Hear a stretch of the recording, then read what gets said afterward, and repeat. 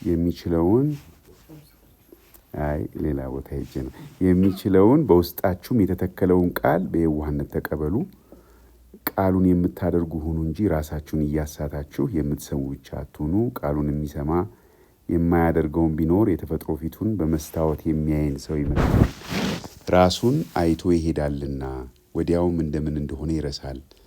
ነገር ግን ነፃ የሚያወጣውን ፍጹሙን ሕግ ተመልክቶ የሚጸናበት ስራንም የሚሰራ እንጂ ሰምቶ የሚረሳ ያልሆነ በስራው የተባረከ ይሆናል።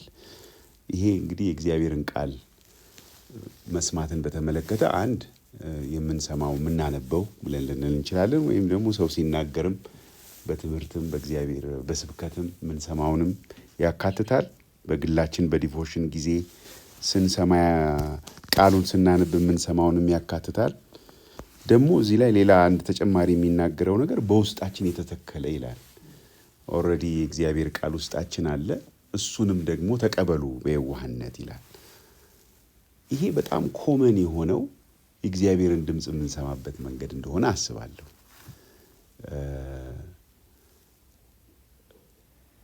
ግን እኔ ስለዚህኛው አይደለም ማውራት የፈለኩት። ይሄ አንድ መሰረታዊ ነገር ነው። ኦልሬዲ በውስጣችን አለ፣ ለመድነው ነው። የእግዚአብሔርን ቃል የምንሰማበትን ምክንያት ይህ ነው። ግን ሌላው የምናውቀው ግን በብዙ በተሳሳተ መንገድ ብዙዎች ፕራክቲስ ከማድረጋቸውም የተነሳ በጣም አቢዩዝ ከመደረጉ የተነሳ ሳናስበው ወደ ጎን የተተወ ደግሞ መስማት አለ። መንፈስ ቅዱስን መስማት ያው በቃል ውስጥም ይናገረናል፣ እሱን እንሰማለን። ግን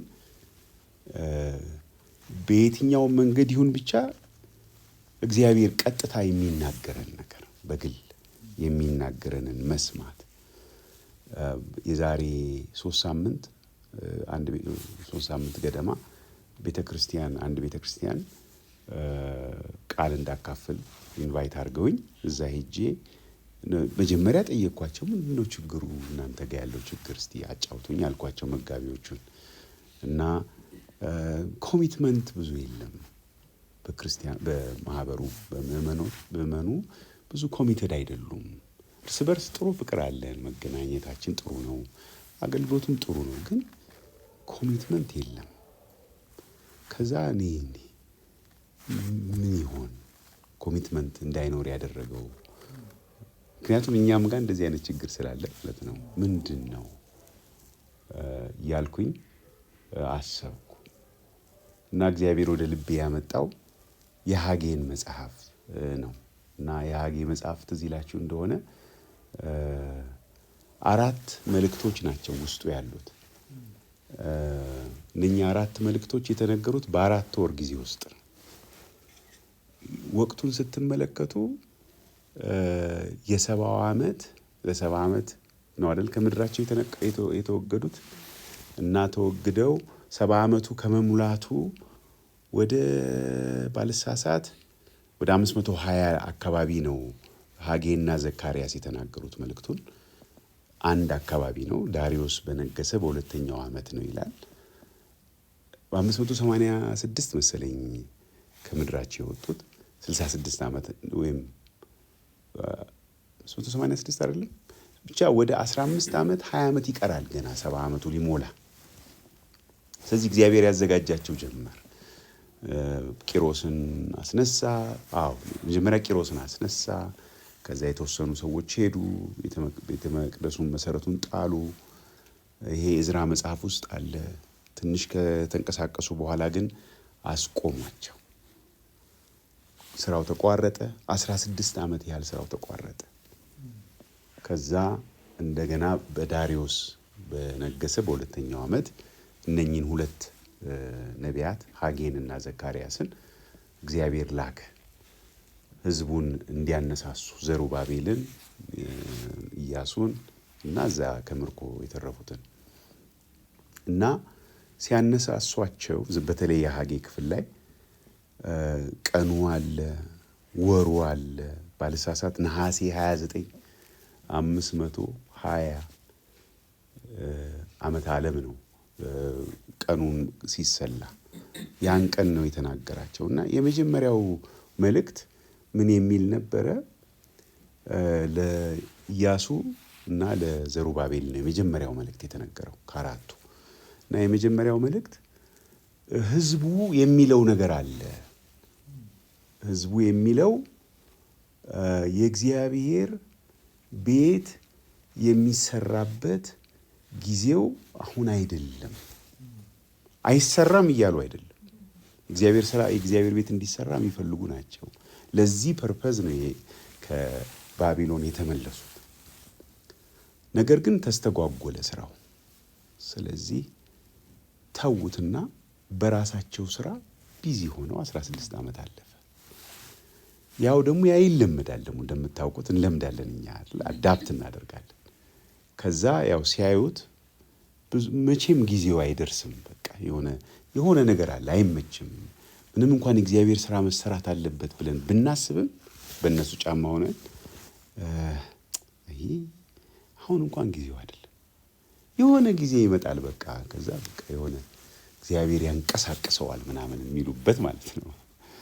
ከዛ ይሄ እንግዲህ የነሱ የጊዜው አናሊሲስ ነው፣ ትንተናቸው ይሄ ነበር። እነሱ የሚሉት ይሄንን ነው። ልክ እኛም ዛሬ የምንለው ብዙ ነገር አለ። ስለ እግዚአብሔር ስራ ብንጠየቅ የጌታ ስራ ብለን የሆነ የምንሰጠው ነገር አለን፣ ከምናየው ከምንሰማው ራሳችንን ከሚሰማን። ግን መጠየቅ ያለበት እግዚአብሔር ምን እያለ ነው ነው፣ እኛ ምን እያልን ነው አይደለም። አሁን እነሱ ያን ቢሉም እግዚአብሔር ግን ሊለው የፈለገው ነገር አለ። ህዝቡ ጊዜው አልደረሰም ይላሉ አላቸው ለኢያሱና ለዘሩባቤል። እነሱ ደግሞ ፖፑላር ኦፒኒየኑን ፎሎ የሚያደርጉ መሪዎች ይሆናሉ ብዬ አስባለሁ፣ ዘሩባቤልና ኢያሱ። እነሱንም ያው የተያያዘ ነው አይደል? መሪዎችና የሚመራው ህዝብ እኮ በደንብ ካየነው ብዙ አይራራቁ፣ ተመሳሳይ ናቸው። እነኛ ፑልፒት ላይ ስለሚታዩ ነው እንጂ መሪዎቹ ያው የህዝቡን ልብ ነው የሚያንጸባርቁት። ህዝቡም የመሪዎቹን ልብ ነው የሚያንጸባርቀው በአንድም በሌላም መንገድ። እና እግዚአብሔር በሐጌ በኩል ምን አለ? የኔ ቤት ፈርሶ ሳለ እናንተ በተሸለሙ ቤቶቻችሁ ለመኖር ጊዜው ነውን ነበር ጥያቄው። ቻሌንጅ ነው እያደረጋቸው ያለው። እና ከዛ እስቲ ልባችሁን በመንገዳችሁ ላይ አድርጉ ይልና ከዛ እንዲያዩ እንዲመለከቱ ሁኔታቸውን ብዙ ዘራችሁ ይላል፣ ግን የዘራችሁትን ያህል አልሰበሰባችሁም። ምክንያቱም እኔ ነኝ ድርቅ የጠራሁት፣ እኔ ነኝ ይፍ ያልኩበት። እና ምክንያቱ ደግሞ የኔ ቤት ስራ አሁን በእኛ እንደው ዝም ብለን ብንተረጉመው ከባቢሎን እዚህ አምጥቻችሁ ቂሮስን አስነስቼ አስታጥቄ ልኬያችሁ፣ ግን እናንተ የራሳችሁን ኑሮ መኖራችሁ ይህንን የቤቱን ስራ ትታችሁ፣ ለዚህ እኮ ነው ድርቅ የጠራሁት።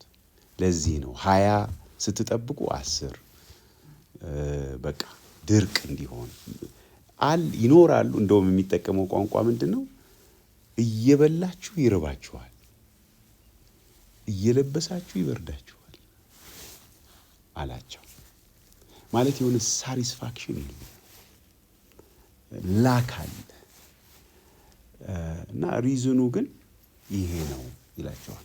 ይሄ እንግዲህ የእግዚአብሔር ድምፅ ነው በጊዜው። እና እዛው ክፍሉ ላይ ምዕራፍ 1 ላይ ሐጌ ላይ ምን ይላል? ህዝቡም ይሄ ነገር የእግዚአብሔር ቃል መሆኑን ሰሙ ይላል። መጀመሪያ ሰሙ እና ፈሩ ይላል። ከዛ ደግሞ ሰሩ ይላል። ግን ከመስራታቸው በፊት እግዚአብሔር መንፈሳቸውን የኢያሱንም የዘሩባቤልንም የህዝቡንም መንፈስ አነሳሳ እና ከዛ ግን ፕሮግሬሽኑን ስንመለከት እግዚአብሔር ተናገረ፣ ህዝቡ ሰሙ፣ ፈሩ ማለት ሪስፖንስ እንደሆነ ነው የማየው። ምላሻቸው በምላሻቸው ደግሞ አዎንታዊ መሆኑን እግዚአብሔር አይቶ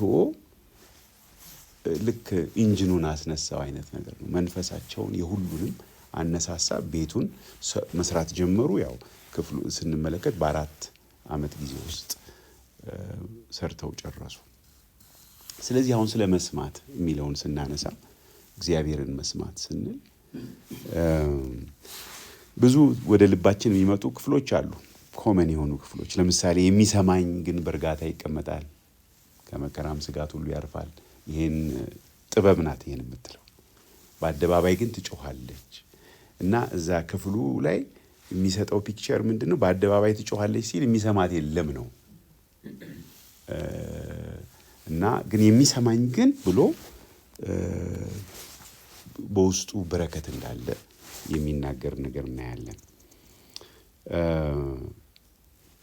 ጌታ ለዛ ውሃውን ወደ ወይን ጠጅ የቀየረበት ክፍል ላይ ዮሐንስ ወንጌል ምዕራፍ 2 ላይ አልቋል እኮ ሲባል የመለሰው እናስታውሳለን። ግን ማርያም ለአገልጋዮቹ የነገረቻቸው ነገር የሚላችሁን አርጉ፣ የሚላችሁን ሁሉ አርጉ አለቻቸው።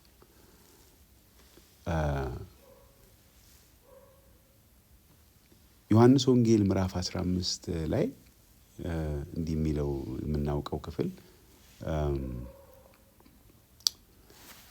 በእኔ ብትኖሩ ቃሎቼም በእናንተ ቢኖሩ የምትወዱትን ለምኑ።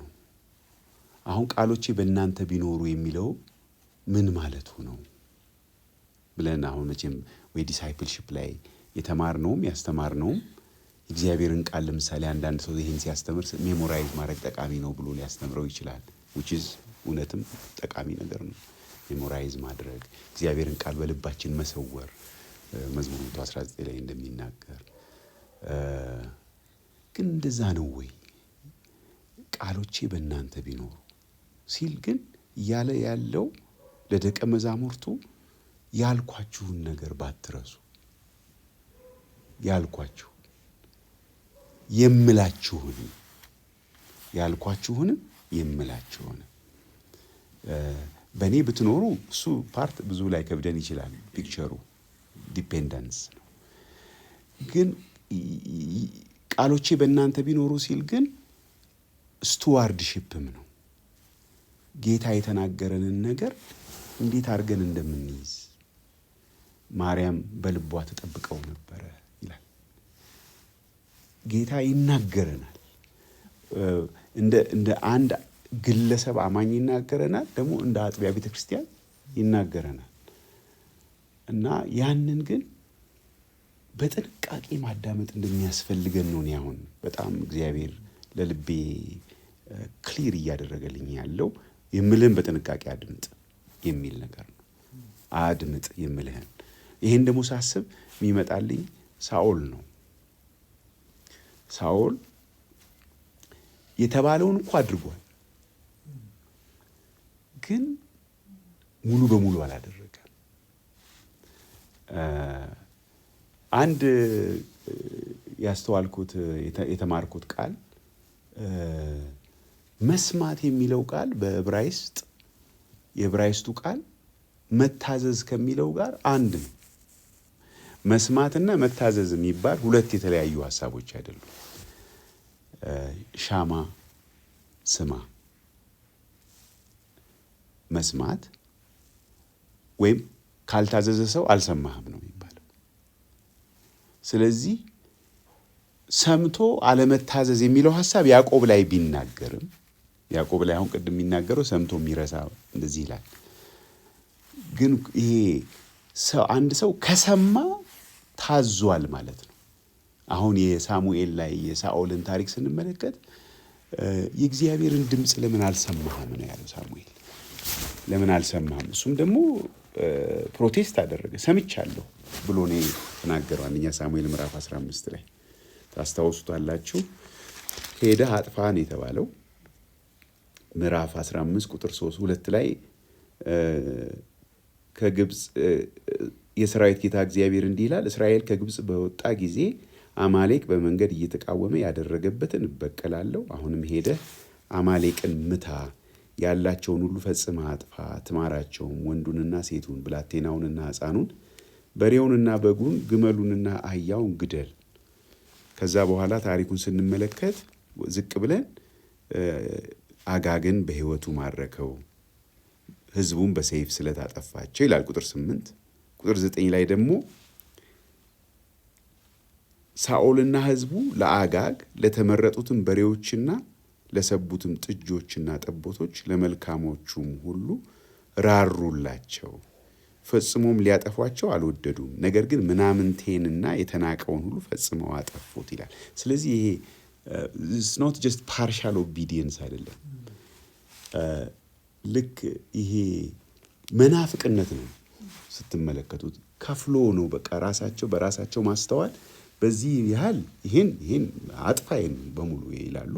ይሄ ግን ኖ ይሄ መቀመጥ አለበት መትረፍ አለበት የሚል አስተሳሰብ ነበራቸው እና በጣም ሴንሰብል ነው። ካልተጠነቀቅን ይመስላል ሎጂካልም ነው። ለአገልግሎት ያስፈልጋል፣ ለመስዋዕት ያስፈልጋል ይሄ ሁሉ የሚል አስተሳሰብ ነው ውስጣቸው የነበረው። በኋላ ግን ከሳሙኤል ጋር በነበራቸው ዲስከሽን ሳሙኤል የሚለው ምንድን ነው? ቁጥር 19 ላይ ለምርኮ ሳስተህ ለምን የእግዚአብሔርን ቃል አልሰማህም? ለምንስ በእግዚአብሔር ፊት ክፉ አደረገ ብሎ ሲጠይቀው ሳኦል የእግዚአብሔርን ቃል ሰምቻለሁ፣ እግዚአብሔር በላከኝ መንገድ ሄጃለሁ፣ ይኸው የአማሌቅን ንጉሥ አጋግን አምጥቻለሁ፣ አማሌቃውያንንም ፈጽሜ አጥፍቻለሁ። ሕዝቡ ግን ለአምላክህ ለእግዚአብሔር በጌልጌላ ይሰዉ ዘንድ ከእርሙ የተመረጡትን በጎችንና በሬዎችን ከምርኮ ወሰዱ አለው። ሳሙኤልም ይህ በጣም የምናውቀው ጥቅስ ነው፣ በውኑ የእግዚአብሔርን ቃል በመስማት ደስ እንደሚለው ወይም እግዚአብሔር ያለውን በመታዘዝ ማለት ነው። ተለዋዋጭ ቃላት ናቸው መስማትና መታዘዝ። በመስማት ደስ እንደሚለው በሚቃጠልና በሚታረድ መስዋዕት ደስ ይለዋልን? እነሆ መታዘዝ ከመስዋዕት ማዳመጥም ያው ኢንተርቼንጀብል መሆኑን እዚህ ላይ ማየት እንችላለን። መታዘዝ፣ ማዳመጥ፣ መስማት ሴም ቲንግ ነው። አንድ አይነት ሀሳብ ናቸው። የአውራ በግ ስብ ከማቅረብ ይበልጣል። አመፀኝነት እንደ ሟርተኛ ኃጢአት፣ እልከኝነትም ጣዖትንና ተራፊምን እንደ ማምለክ ነው። ስለዚህ ይሄ አሁን ሳኦል ያደረገውን ነገር ሲገልጸው አመፀኝነት፣ እልከኝነት ልክ እንደ ጣዖት አምልኮ አድርጎ ነው የሚያቀርበው። ሳሙኤል በጣም ነገሩን አክብዶ ነው የሚያሳየው። ሳኦልና የሳኦል ሰዎች ግን እንደዛ አላዩትም። ስለዚህ ይሄ መስማት ብቻ ሳይሆን በጥንቃቄ መስማት እንደሚያስፈልግ ነው እኔ የገባኛል። ምክንያቱም ከኛ 10,000 ትንተና አንድ እግዚአብሔር የተናገረው ነገር በጣም ሃይ ቫልዩ አለው። በጣም ብዙ ነገር የሚመስለን ነገር አለ። እንደውም ጠየቅኩ የእግዚአብሔርን ድምፅ እንዳልሰማ የሚከለክለኝ ነገር ምንድን ነው እያሰብኩ። ብዙ ድምፆች አሉ በውስጣችን።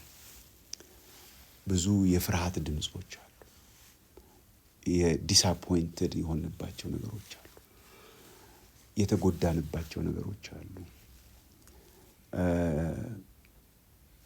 እና እነኚህ ነገሮች በእኛ ላይ ተጽዕኖ ያደርጋሉ። ያው እንወያያለን ውስጣችን ከነኚህ ድምፆች ሁሉ ጋር መወያየታችን አይቀርም። እነኚህ ነገሮች ፋክተር ያደርጋሉ እንቅስቃሴያችንን፣ የምናደርገውን ነገር፣ የምንወስነውን ውሳኔ። ታዲያ እንዴት ነው እነኚህ ድምፆች ሳያግዱን የእግዚአብሔርን ድምፅ መስማት የምንችለው የሚል ጥያቄ ያስነሳል። ምክንያቱም እግዚአብሔር እየተናገረ ነው። ይሄ እየተናገረ መሆኑን ብዙ ማስረጃ ማቅረብ እንችላለን። አሁን ኤሊሁ ያለው ትዝ ይላችኋል። ብዙ አወሩ የኢዮብ ጓደኞችና ኢዮብ ብዙ ሲያወሩ ዝም ብሎ ሰማ። ከዛ ውስጡ ይቀጣጠል ነበር። ከዛ ምን አላቸው? እግዚአብሔር ይናገራል በአንድም በሌላም፣ ሰው ግን አያስተውልም ብሎ የተናገረውን ስትመለከቱ በጣም እግዚአብሔር በኋላ ከተናገረው ጋር ተመሳሳይ። ስለዚህ መጀመሪያ በኤሊሁ ውስጥ እግዚአብሔር ተናገረ ማለት ነው። ከዛ ቀጥታ እግዚአብሔር ተናገረ። ስለዚህ ኤሊሁ ከእግዚአብሔር ድምፅ ጋር በጣም አላይን የሆነ ድምፅ ነበረው። እነኛ ሶስቱ ሰዎች ግን ያን ሁሉ 31 ምዕራፍ ሲያወሩ የእግዚአብሔር ድምፅ የለም። ምንም ኢዮብንም ጭራሽ የባሰ እልህ ውስጥ ከተቱ። እነሱም አቃታቸው ይላል እኮ መጨረሻ አቃታቸው፣ የሚሉት ነገር አልነበራቸውም፣ ዝም አሉ ይላል። ከዛ ነው ይሄኛው መናገር የጀመረው። ስለዚህ እነኚህን ድምጾች እንዴት ነው በእኛ ውስጥ ያሉትን ድምጾች እንዴት ነው የእግዚአብሔርን ድምፅ እንዳይከለክሉ ሊያደርጉ የሚችሉት? በእግዚአብሔር ፊት ስንቀርብ እነኚህን ልዩ ልዩ ሐሳቦች፣ ስጋቶች፣ ችግሮች whatever they may be በእግዚአብሔር ፊት መቅረብ አለባቸው። ትካዜህን በእግዚአብሔር ላይ ጣል፣ የሚያሳስባችሁን በእርሱ ላይ ጣሉት። ማራገፍ አለብን። ምክንያቱም እነሱ እያሉ የእግዚአብሔርን ድምፅ ለመስማት በጣም አስቸጋሪ ነው። ማረፍ አለብን ማለት ነው። ወደ ረፍት መምጣት አለብን። ካላረፍን በስተቀረ ፍሩትፉል ወደሆነ አክሽን መምጣት አንችልም። እነኛውን ሀጌ ላይ የምናያቸው እስራኤላውያን አይ ጊዜው አይደለም ያሉበት እኮ በቂ ሪዝኖች አሏቸው። አሁን ግን እግዚአብሔር ራሱ ተናገራቸው፣ ሞገታቸው፣ ሰሙ። አሁን እኛ እንደ ሀጌ እንደ ዘካርያስ አይነት ሰው መምጣት እኮ ያስፈልገው ለኛ እኮ። ምክንያቱም መንፈስ ለአብያተ ክርስቲያናት ይናገራል። አሁን ጆሮ ነው የሚያስፈልገው፣ መስማት እኛንን መስማት የሚያስፈልገን። መስማት በምንችልበት ፖዚሽን ላይ እንዴት እንምጣ ነው አሁን ጥያቄ። መስማት በምንችልበት፣ ምክንያቱም ከሰማነው የሚደረግ ነገር አለ፣ የሚሆን ነገር አለ። የእግዚአብሔር ድምፅ ወደኛ አሁን ሁላችሁም የምታስታውሱት ምናልባት ኢቬንት ይኖራል። የእግዚአብሔር ድምፅ መጥቶ በጣም በቃ ሪስኪ የሚባል ነገር ለመወሰን ምንም ሳንሰጋ ምንም ሳንፈራ እርምጃ የወሰድንበት ጊዜ ትዝ ይለኛል። እንዴት ወሰንክ? እንደዚህ እንዴት ወሰንሽ? በቃ ጌታ ተናገረኝ፣ ልቤ ሞላ። በቃ አንዳንድ ሰው በጣም ሃይ ፔይንግ የሆነውን ስራውን ትቶ እግዚአብሔር ተናገረኝ ብሎ በጣም ከባድ ላይፍ ስታይል በደስታ ይመርጣል። ከባድ ነገር ነው ይሄ። እግዚአብሔር ተናግሮ ካልሆነ የሚቻል ነገር አይደለም። እኛ አሁን የሄድንበት ከተማ አንድ ወጣት ልጅ መጣና እኔ እግዚአብሔር ቃል አስተማሪ ነኝ፣ ግን ጊዜ የለኝም፣ ስራዬ የምሰራው ባንክ ውስጥ ነው። ይሄ ደግሞ ንግድ ባንክ ሳይሆን ሌላ ባንክ ነው እና እስከ ምሽቱ 2 ሰዓት የሚያሰሩ በጣም ይደክመኛል። በቃ ለመዘጋጀትም ራሱ ትግል ነው። እንደው ምን ትለኛለህ አለኝ። ወጣት ልጅ ነው። ከዛ እኔ የምልህ አንድ ነገር ብቻ ነው አልኩት። ስማው እግዚአብሔርን፣ ይሄ ንገረው፣ ለጌታ ንገረው። አልቻልኩም፣ ስኬጁዋሉ በጣም ጠበበ። እኔ አንተን ማገልገል ነው የምፈልገው። እንዲህ አሁን ለእኔ የነገርከኝን ነገር በቃ በእሱ ፊት አቅርብና አዳምጥ፣ እግዚአብሔር የሚናገረ ነገር ይኖራል ብዬው በኋላ መጋቢውን ያለኝን ነገር ከሱ ጋር ሲጫወት ከባድ ነው አለ። አሁን እኛ ለአንድ ቤተክርስቲያን ውስጥ ፉል ታይም ለሚያገለግል ሰው የምንከፍለው ደሞዝ ይሄን ያህል ነው አለ። እሱ የሚያገኘው ደሞዝ ደግሞ ይሄን ያህል ነው አለ። እና ስናሰላው 6 እጥፍ ነው እሱ የሚያገኘው ከአንድ ፉል ታይም አገልጋይ። አሁን አስቸጋሪ ነው። በጣም ፍላጎቱ እግዚአብሔርን ማገልገል ነው፣ ግን 6 እጥፍ ቀንሶ ለመኖር እግዚአብሔርን ካልሰማ በጣም አስቸጋሪ ነው። እና ግን እንደዚህ እንዳንሰማ አሁን ይሄ በዚህ ወንድም ኤግዛምፕል ብንሄድ በውስጡ መፈለግ አለ። ይሄን መፈለግ ማን አመጣው? ጌታ ነው። በፈለገበት አቅጣጫ መሄድ እንዲችል የሚያስችለውስ ማን ነው? እሱ ነው፣ ጌታ ነው አይደል? በእናንተ መፈለግንም ማድረግንም የሚሰራ እርሱ ነው ይላል። ከዛ ግን እዛ ሐዋርያው ጳውሎስ ፊልጵስዩስ ምዕራፍ 2 ላይ ሲናገር እንግዲህ በእናንተ ዘንድ ሳለሁ እንደታዘዛችሁ አሁን ርቄ ሳለሁ መታዘዛችሁን ወይም አሁን ደግሞ ሌላ ቃል ነው እዛ ላይ የሚጠቀመው መዳናችሁን ፈጽሙ። ግን ተለዋዋጭ ናቸው። መዳናችሁን ፈጽሙ፣ ምክንያቱም እግዚአብሔር ነውና በእናንተ ውስጥ ይህንን የሚሰራው። ስለዚህ ፍላጎቱ ካለ ማድረጉ አቅም ከሌለ እግዚአብሔር መስራት አለበት። እሱ ግን ምን ማድረግ አለብኝ? ወደ ጌታ ፊት ማቅረብ። ያንን ነገር አንዳንዴ የከበደን ነገር ሸክም የሆነብን ነገር እንጣለው ብለን አልጣል ብሏችሁ ያውቃል? መጣል አቅቷችሁ ማለት ስትነሱም ይዛችሁ ትነሳላችሁ። ከዛ በሚቀጥለውም ግን ልትጥሉ ትፈልጋላችሁ፣ ግን አይሄድም።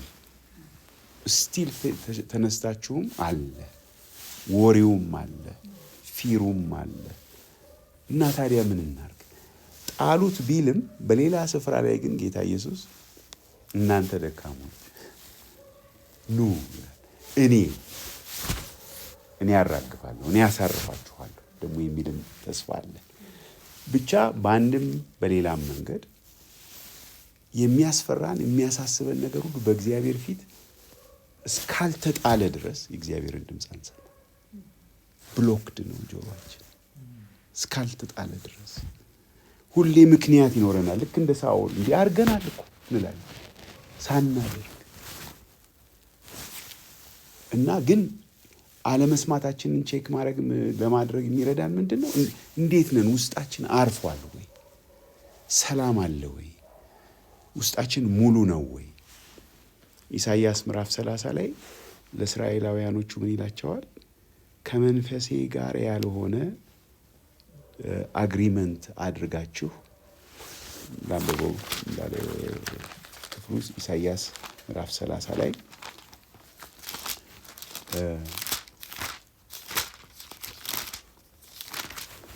ለአመፀኞች ልጆች ወዮላቸው ይላል እግዚአብሔር። ከኔ ዘንድ ያልሆነን ምክር ይመክራሉ፣ ኃጢአትንም በኃጢአት ላይ ይጨምሩ ዘንድ ከመንፈሴ ዘንድ ያልሆነውን ቃል ኪዳን ያደርጋሉ። ከአፌም ነገርን ሳይጠይቁ በፈርዖን ኃይል ይጸኑ ዘንድ በግብፅም ጥላ ይታመኑ ዘንድ ወደ ግብፅ እንዲወርዱ ይሄዳሉ። ስለዚህ የፈርዖን ኃይል እፍረት፣ በግብፅም ጥላ መታመን ስድብ ይሆንባችኋል እያለ ይናገርና ከዛ ወደ ቁጥር 15 ላይ በመመለስና በማረፍ ትድናላችሁ፣ በጸጥታና በመታመን ኃይል ይሆንላችኋል ይላቸዋል። ግን እነሱ ግን እናንተም እምቢ አላችሁ፣ ነገር ግን በፈረስ ላይ ተቀምጠን እንሸሻለን እንጂ እንዲህ አይሆንም አላችሁ። ስለዚህ ትሸሻላችሁ፣ ደግሞም በፈጣን ፈረስ ላይ እንቀመጣለን አላችሁ። ስለዚህም የሚያሳድዷችሁ ፈጣኖች ይሆናሉ። ከአንድ ሰው ዛቻ የተነሳ 1000 ሰዎች ይሸሻሉ ምናምን እያለ ይቀጥላል። ስለዚህ ወደ እግዚአብሔር ቀርቦ ሳለ ጥሩት፣ በሚገኝበት ጊዜ ፈልጉት። ክፉ ሰው መንገዱን በደለኛም ሐሳቡን ይተው፣ ወደ እግዚአብሔርም ይመለስ፣ እግዚአብሔርም ይቅር ይለዋል ብሎ ሐሳቤ እንደ ሐሳባችሁ መንገዳችሁም እንደ መንገዴ አይደለምና ይላል። ስለዚህ ይሄ የመስማትን ነገር ለመጠቅለል የችግሩ መፍትሄ መስማት ነው ማለት። ችግሩ ምንድን ነው ካል አሁን በሐጌ ላይ የነበሩ ሰዎች ችግራቸው ምንድን ነው? እዛ የሄዱበትን ዓላማ ራሱ ማሳካት አለመቻል። የእግዚአብሔር ሐሳብ በልባችን ውስጥ ያለ መሻት፣ እግዚአብሔር የተናገረን ነገር ግን በቃ በአንድም በሌላም ምክንያት የተስተጓጎለ ነገር፣ መቼ ነው ይሄ የሚሆነው የምንለው ነገር፣ እንዴት ነው ይሄ ነገር የሚስተካከለው፣ እንዴት ነው የሚሳካው የምንለው ነገር መፍትሄው ምንድን ነው? የእኛ ትንተና ያው እንደምታውቁት ነው፣ በጣም ውስን ነው። ሰምተን ከተናገርን ግን እንደ ሳይንቲስት ያደርጋል። ምን ማለት ነው? ዲስከቨሪ ነው። የተሰወረ ነገር ነው የምናወራው። ዲስከቨር አድርገን ነው። የኛ ጥበብ አይደለም። አሁን ሀጌ ሲያወራ ዲስከቨሪ ነው። 16 ዓመት የቆመ ነገር አሁን ጀምሩ እያለ ዛሬ ነሐሴ 29 ቀን ምናምን እያለ ነው። እንደው ተመልከቱ፣ እንትኑ ዘሩ ገና በጎተራ ነው ያለው። ገና ሳይወጣ እኔ ባረካቸዋለሁ። ይኸው ዋች፣ ከዚህ በፊት የሆነውን ታውቃላችሁ፣ ከዚህ በኋላ የሚሆነውን ተመልከቱ ነው የሚላቸው። ሹር ነው። ግን ይሄ የሀጌ ድምፅ የሀጌ ሀሳብ አይደለም። ይሄ ስለ እግዚአብሔር ስለተናገረው ሀጌ ስለ ህዝቡ ነው። አሁን እኛ ስለ ራሳችንም እኮ እንደዚህ መሆን እንችላለን፣ እግዚአብሔርን በመስማት ማለት ነው። ምን ላርገው፣ እንዴት ልፍታው ምንለው ብዙ ነገር ይኖረናል። እግዚአብሔርን መስማት ነው መፍትሄው። እግዚአብሔር ደግሞ ይናገራል። እንዳንሰማ ያደረገን ብዙ ነገር አለ፣ ብዙ ድምጾች አሉ። ወደ ረፍት መምጣት አለብን፣ ማረፍ አለብን። እግዚአብሔር ለእኛ ግድ ይለዋል። የአንደኛ ጴጥሮስ ምዕራፍ 5 የሚለው እርሱ ስለ እናንተ ያስባልና የሚያስጨንቃችሁን ሁሉ በእርሱ ላይ ጣሉት፣ ከኃይለኛው ከእግዚአብሔር እጅ በታች ራሳችሁን አዋርዱ። ከዛ ማዳመጥ። ለእግዚአብሔር የምንነግረውን ያህል እንኳን የምንሰማው አይመስለኝም። እኛ የምንነግረውን ማለት ነው። ጌታ ሆይ እንደዚህ እንደዛ እንደዚህ ምናምን እንለዋለን። which is important እንድንናገር ነው ጌታ ያለን። አቅርቡ፣ ተናገሩ፣ አስታውቁ ተብለናል። ግን ኮሚዩኒኬሽኑ ምን ያህል ቱዌይ ነው? እግዚአብሔርንስ እንሰማዋለን ወይ? እግዚአብሔር ሲናገረን ደግሞ እንይዘዋለን ወይ? ከብዙ ዓመት በፊት አንድ የዋችመኒ መጽሐፍ ሳነብ ምን የሚል ነገር አነበብኩ። ውስጡ የጌታ ደቀ መዝሙር በኪሱ ወረቀትና እስክሪፕቶ ይዞ መዞር አለበት ይላል። ምክንያቱም ጌታ ይናገራል። የተናገረንን ነገር መርሳት ግን አያዋጣንም። ሐሳቡ እንዲህ ነው። ምንም ብሰማው ግን እንደዚህ ያላደረኩም ማለት በጥንቃቄ ጌታ ይሄን ነገር ተናግሮኛል ብዬ ቀኑን ሁኔታውን እንዳልረሳ በጣም ካታሎግ ማድረግ አሁን ግን ጀምሬያለሁ። ምክንያቱም አይሀፍቱ እግዚአብሔር ዛሬ አንድ ነገር ቢናገረኝ፣ ዛሬ ሐሙስ፣ ቅዳሜ ሌላ ነገር ቢናገር፣ ሰኞ ሌላ ነገር ቢናገር እኮ አንሪሌትድ አይደለም። ማስተዋል ብቻ ነው የሚያስፈልገኝ። ኮኔክትም ማድረግ ካቃተኝ እንኳን ኮኔክት አድርግልኝ ብዬ መጠየቅ ይችላል። ይሄን አልከኝ፣ እዚህ ጋር ደግሞ እንዲህ አልከኝ፣ እንዴት ነው? ምን እያልከኝ ነው? ሁሌ ግን ካታሎግ መሆን አለበት። እግዚአብሔር የሚናገረን ነገር በጣም ፕሬሸስ ነው። ባንክ ካለው ብራችን በላይ ነው። ከንብረታችን በላይ ነው። እግዚአብሔር የተናገረን ነገር በጣም ሲሪየስ ነው። ደግሞ ያንን የያዝነውን ያህል ፌይትፉል የሆነውን ያህል እግዚአብሔር ደግሞ ሞር ኢንትረስት ያደርገናል። ሌላ የመጨረሻ ነገር እግዚአብሔር የሚናገረን ነገር ሁሉ አክሽን ኦሪየንትድ ነው። የሆነ የምናደርገው ነገር አለ። የሆነ ዝም ብለን አሃ ብሎ እንደው ሐሳብ አይደለም የሚያማክረን። ከተናገረን ምን እያልከኝ ነው ማለት አለብን። ምክንያቱም ተናጋሪው ምን እያለ እንደሆነ የማስረዳት ኃላፊነት አለበት። እኔ አይደለሁም ዲኮድ ማድረግ ያለብኝ።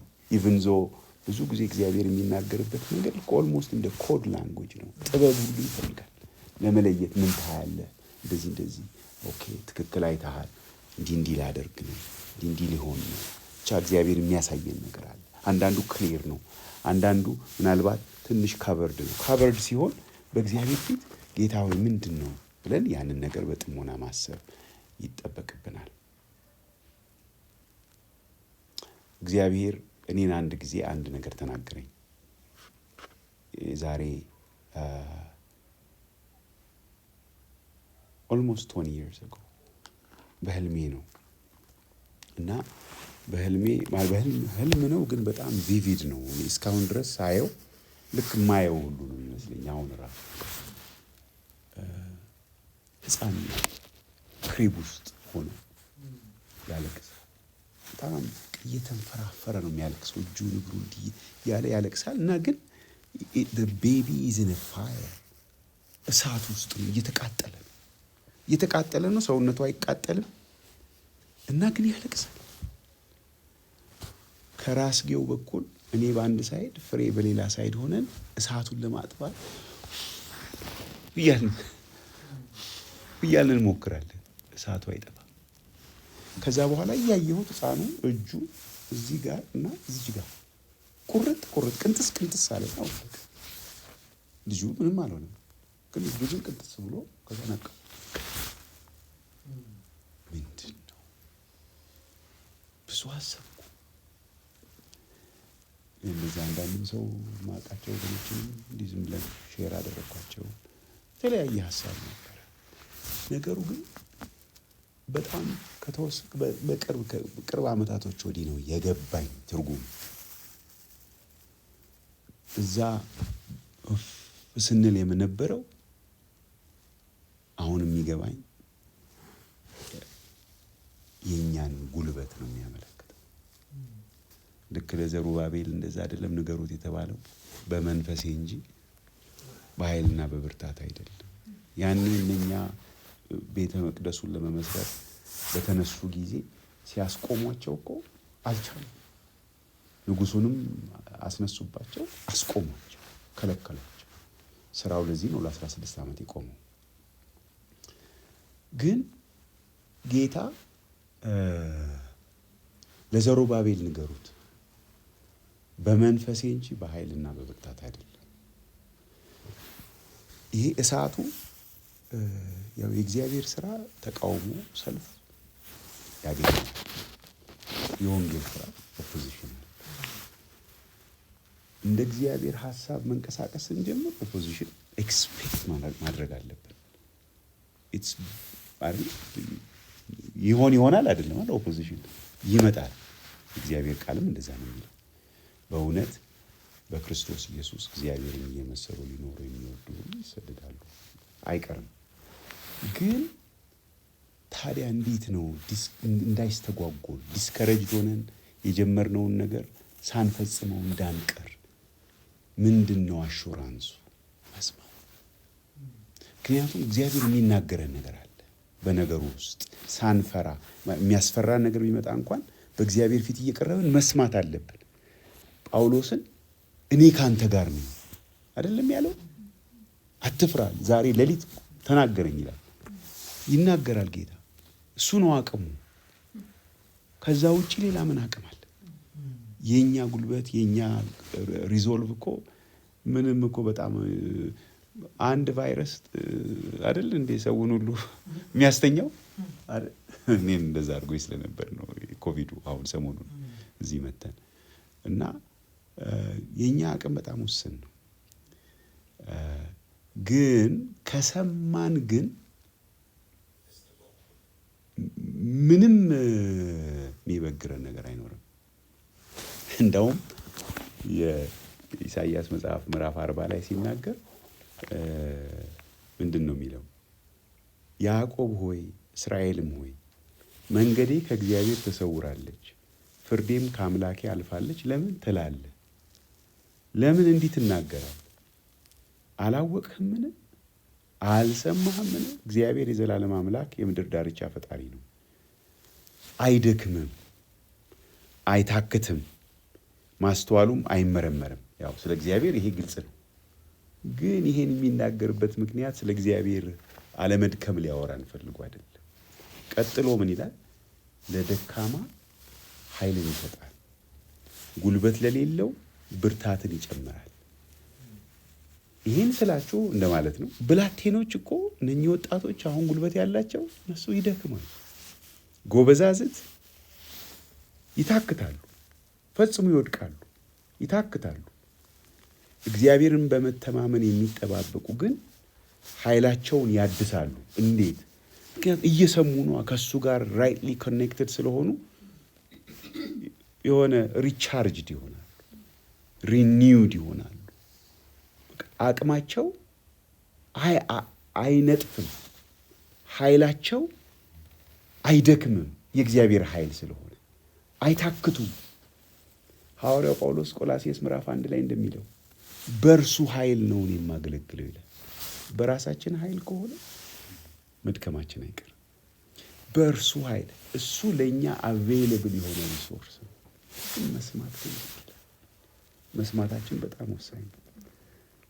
ስለዚህ ድምፅ ይሰማኝ፣ መመሪያ እንዲሆነኝ፣ ከክፉ እንዲጠብቀኝ፣ እኔ አንተ በግ አንተ የኔ እረኛ፣ ከመንጋ ኮብልዬ ብሆን እልከኛ ማለት ካልሰማን ያው እልከኛ መሆናችን ያመለክታል። ሳሙኤልም ያለው እንደዛ ነው ለሳኦል። እልከኝነት አልሰማሁ እኮ እስከ ዛሬ ድረስ እየሰማሁት ነው ወይ ጌታ? ካልሆነ እግዚአብሔር መሐሪ ነው። ወደ እግዚአብሔር ይመለስ እርሱም ይምረዋል ነው የሚለው። እየጠበቀን ነው። እየሰማነው ከሆነ ደግሞ ምናልባት የዘነጋነው ነገር ሊኖር ይችላል። ከሆነም ጌታ ያስታውሰኝ ብለን ልንጠይቀው ያስፈልጋል። ከዛ ግን መስማታችን ግን የአንድ ጊዜ ነገር መሆን የለበትም። ራሱ ኃይላችንን የምናድሰውና የምናጠነክረው ከዚህ በኋላ በቀጣይነት በሰሚ ቦታ ላይ በመገኘት ነው፣ በማዳመጥ ነው። ስለዚህ ያንን የማዳመጡን ህይወት ምናልባት ይሆናል እኛ የምንሰራው የፈረሰው ቤት ለእስራኤላውያን ቤተ መቅደሱ ነው። እኛ ግን የምንሰራው ቤት ምናልባት እንደ አማኞች የማዳመጡን ጉዳይ ነው። ፈርሶ ይሆንን ይሄ ነገር? ጌታ የሚያዳምጠው ሰው ጠፍቶ ይሆንን? እየተናገርኩ አይሰሙኝም እያለን ይሆንን? እግዚአብሔር ይባርካችሁ። ጨርሻለሁ።